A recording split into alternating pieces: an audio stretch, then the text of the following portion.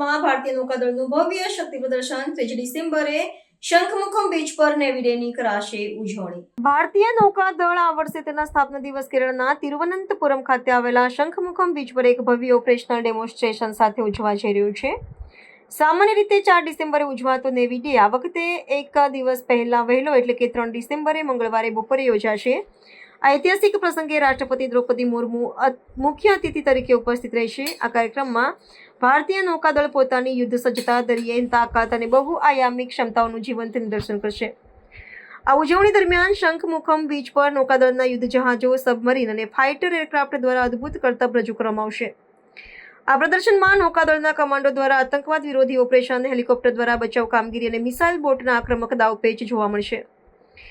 આ કાર્યક્રમનો મુખ્ય ઉદ્દેશ્ય નાગરિકોને ભારતીય નૌકાદળની તાકાતથી પરિચિત કરાવવાનો અને યુવાનોને સંરક્ષણ ક્ષેત્રે જોડવા પ્રેરિત કરવાનો છે. આ માટે 29 નવેમ્બર અને 1 ડિસેમ્બરે ફૂલ ડ્રેસ રિહર્સલનું આયોજન પણ કરવામાં આવ્યું છે.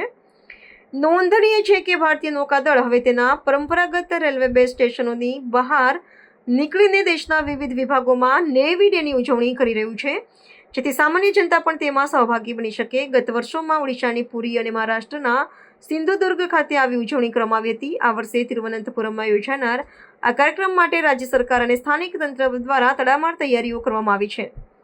સુરક્ષાના ભાગરૂપે તિરુવનંતપુરમ એરપોર્ટ પર 3 ડિસેમ્બરે બપોરે 4 થી 8 વાગ્યા સુધી વિમાન વ્યવહાર સ્થગિત રાખવાનો નિર્ણય લેવામાં આવ્યો છે. The Indian Navy, together with the Kerala State Administration, is preparing for a major naval operational demonstration at Shankamukam, Trivandrum, on the 3rd of December. This demonstration is primarily to showcase the operational readiness, cohesion, and the wide range of capabilities of the Indian Navy.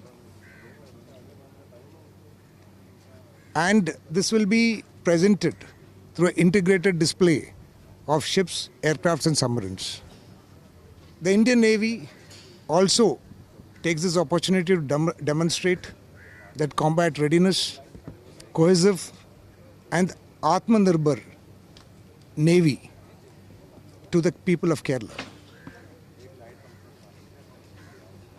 We further demonstrate our unwavering commitment to safeguard the India's maritime interests and to contribute to the Viksit and Samriddha Bharat. We also take this opportunity to inspire the youth of Kerala to consider